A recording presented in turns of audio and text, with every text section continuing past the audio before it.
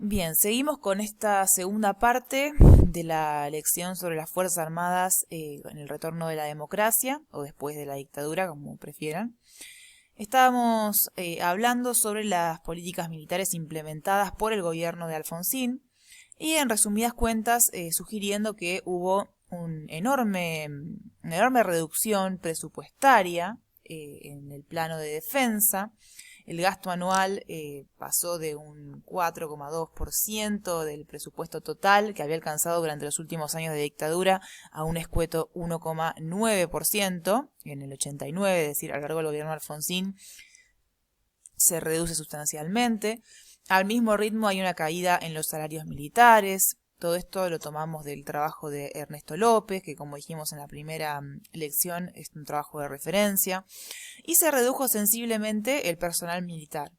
También se trasladaron los servicios de inteligencia a la CIDE, un organismo civil, y todos los esfuerzos del gobierno se orientaron hacia la redefinición del nuevo rol democrático de la institución militar. Pero se optó, antes que definir una política de defensa clara, por cercenar la capacidad de agencia de la misma, y así se pretendía reducir su injerencia en el plano de seguridad interna. Como contrapunto, también se anulaba la posibilidad de llevar a cabo avances en lo que es la soberanía nacional y un proyecto de defensa claro.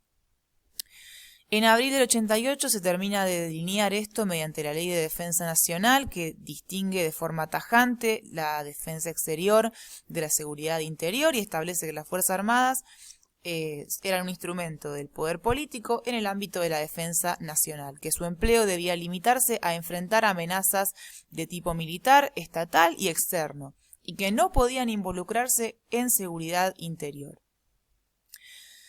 Esta estrategia estaba vinculada con la mayor preocupación del gobierno, que había ya impulsado otras políticas como la realización de los juicios a las juntas militares, que era establecer el control civil de las Fuerzas Armadas. Esto implica, tomando la definición de Diamint, que el gobierno decide sobre el tamaño, la organización, la forma, los procedimientos y el armamento del aparato militar. Cabe destacar que Alfonsín no pretendía de ninguna manera destruir a las Fuerzas Armadas, que las consideraba una institución esencial de cualquier Estado democrático y que constantemente él mismo destacaba su doble rol de comandante y presidente, ¿no? en actos militares, en manifestaciones públicas. Pero, viendo la amenaza latente de un nuevo golpe de Estado y viendo la delgada línea que existía entre reducir el poder de las fuerzas y despojarlas de su operatividad por completo, se manifiesta en este periodo una tensión constante. Había que modificar la educación de los militares para eliminar las motivaciones ideológicas que habían llevado en décadas previas a perpetrar sistemáticamente golpes de Estado. Pero en este sentido, Alfonsín se queda a mitad de camino con la reforma porque logra modificar los planes de estudio, pero no remover a históricos profesores. La verdadera reestructuración a nivel educativo en la institución militar se va a dar en la década del 90 y eso lo vamos a ver un poquito más adelante. ¿Cuáles son los principales motivos de la conflictividad y la resistencia de los militares? Bueno, la realización durante el gobierno de Alfonsín, por lo menos, de los juicios. En líneas generales, este es el gran punto de cohesión de las fuerzas, ¿no? El rechazo al avance en materia judicial del gobierno de Alfonsín. Sin embargo, había algunas diferencias con respecto a esto. Había sectores que consideraban que el juicio a las cúpulas militares era de alguna manera un mal menor y podía ser tolerado, y había otros sectores que, por defender rabiosamente el accionar militar durante la dictadura, estaban en profundo desacuerdo con esta visión. Lo cierto es que cuando el devenir del proceso judicial fue conduciendo, sobre todo después del punto final, a sectores medios de la oficialidad, a los juicios, a incorporarse a los juicios, la situación se volvió inaceptable para la corporación militar en su conjunto. Sabemos que la consecuencia no deseada para Alfonsín del punto final fue la apertura de muchísimas causas y la toma de muchísimas nuevas denuncias que involucraban a cuadros medios de la oficialidad, cuadros medios y cuadros bajos, y que eso genera un enorme descontento que va a desembocar después en los levantamientos cara pintada. Estos levantamientos, que ya los hemos mencionado varias veces, son la manifestación de una poderosa conflictividad interna en la institución militar. Un ciclo de sublevaciones cuyo primer episodio se dio en abril del 87 y continuó hasta principios de la década del 90.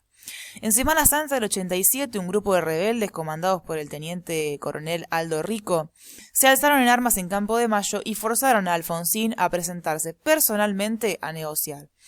Mientras desde el gobierno se presentaba esta negociación como un triunfo, siguiendo a Pucciarelli, la realidad es que la mayor parte de la sociedad lo vivió como una renuncia, ¿no? Como el golpe final a esos ideales que el alfonsinismo había levantado en campaña en el 83 con un excesivo optimismo. Si bien los levantamientos fueron interpretados por la sociedad civil y por diversos analistas de la época como intentos de golpe de Estado similares a los anteriores, un conjunto de científicos sociales, cuyos trabajos se han convertido en referencia obligada para la cuestión militar, López, Saín, los que ya hemos mencionado, señalan que estos sublevamientos no tenían como objetivo romper con la vida democrática en sí, sino con la cadena de mandos. Esto implicaba un desafío obviamente a las autoridades militares y también a las civiles, en un contexto en el cual el proceso de control civil de los militares no estaba todavía cimentado, pero no era un golpe de Estado clásico.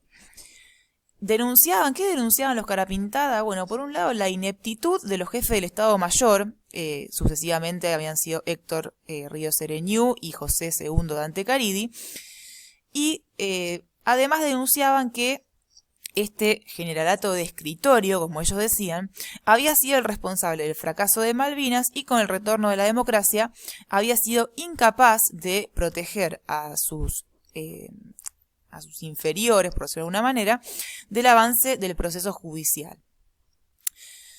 La solidaridad corporativa estaba en crisis y así estaba también la misma identidad militar. A diferencia de las escisiones y de los enfrentamientos internos que se habían dado en las Fuerzas Armadas antes del 76, en las cuales los bandos eran conducidos por grupos de oficiales a los cuales se plegaban los sectores medios y bajos de la jerarquía, y lo mismo había ocurrido también, recordemos, durante la dictadura, en estos levantamientos hay un cambio fundamental, porque se da un quiebre de tipo horizontal entre los rangos medios y bajos y los jefes castrenses. Esto no quiere decir que no hubiese generales que simpatizaban con los reclamos de los Carapintada, sino que lo que se desarrolla son liderazgos militares distintos, como los casos de Rico y de Seineldín, que son liderazgos que son invocados por los mismos rebeldes, reconocidos como malvineros, es decir, excombatientes de Malvinas reconocidos por su pericia táctica, y que defendían a su tropa. ¿Cuál fue el resultado de los levantamientos Carapintada? Bueno, desde el punto de vista jurídico, la sanción de la ley de obediencia debida por parte de Alfonsín, que reconocía un principio que en realidad el alfonsinismo había planteado desde los inicios, que era la distinción de 3 niveles de responsabilidad, pero que ahora lo ponía, digamos, en manifiesto, que diferenciaba claramente a quienes habían dado las órdenes y pensado las órdenes de quienes las cumplían. Y por otro lado, para los líderes militares, para Seineldín y Rico, el resultado fue que fueron dados de baja del ejército. Seineldín, cumplió una sentencia en prisión. Luego fueron indultados ambos, Rico por Menem, Seineldín por Duhalde. Y en el caso de Rico fundó el Modín y ocupó algunos cargos públicos a posteriori. Lo cierto es que, después del relativo fracaso de la estrategia alfonsinista para asignarle un nuevo rol a las Fuerzas Armadas en democracia, vemos llegar el gobierno de Carlos Menem, donde el foco estuvo puesto en la pacificación del frente militar. ¿Qué significaba esto? Que el gobierno, el Estado, iba a tomar una serie de medidas para pacificar y para descomprimir la presión. La más importante de todas fueron los indultos, que terminaban de cerrar este eje de conflictividad que habíamos mencionado anteriormente, que fue el de la cuestión de los derechos humanos. Había todavía un fuerte rechazo a cualquier tipo de autocrítica con respecto a la lucha antisubversiva, por lo cual hay un fuerte rechazo en la institución militar al nuevo jefe del Estado Mayor del Ejército, que es Martín Balsa, a partir del 91. El rechazo y el sentimiento de traición se prolongaron en el tiempo frente a cualquier gesto de adaptación política. Aún pasados varios años desde el final de la dictadura, figuras como Menéndez, Bussi y otros represores seguían teniendo un espacio público y además se expresaban en los medios de comunicación masivos y promocionaban todavía la visión propia de la década del 70 de la guerra sucia. Los indultos menemistas lograron disipar las amenazas que representaban los juicios y de esa manera, a pesar de que estas visiones pervivieron, lograron que los resquemores producto de la última dictadura pasaran progresivamente a un segundo plano frente a los desafíos que la nueva etapa democrática le ofrecía a las Fuerzas Armadas. En una próxima parte vamos a ver justamente cuáles son esos desafíos y cómo durante la década del 90 hay una profunda reestructuración de las Fuerzas Armadas que va a llevar sí, a transformaciones muy importantes.